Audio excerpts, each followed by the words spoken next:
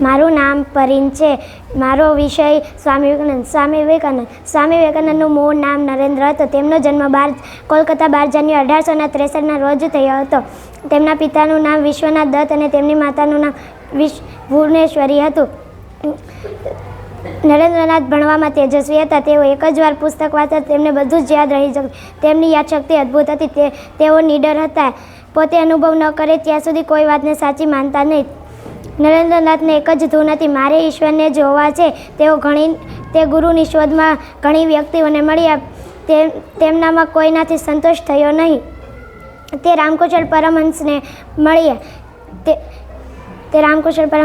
તેમનામાં તેમને સાચા ગુરુના દર્શન થયા. તે સંન્યાસી બની ગયા. તે સ્વામી રામકુશળ પરમહંસે તેમને વિવેકાનંદ નામ આપ્યું.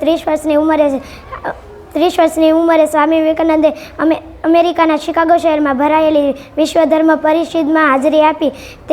તેમણે પોતાના ભાષણોથી દુનિયામાં ભારતીય સંસ્કૃતિનો ડંકો વગાડ્યો.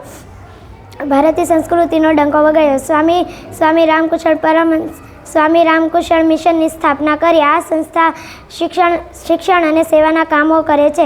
વિવેકાનંદે યુવાનોને સૂત્ર આપ્યું, ઉઠો, જાગો અને ધ્યેય પ્રાપ્ત સુધી મંડ્યા રહો. તેમનું 39 વર્ષની ઉંમરે અવસાન થયું.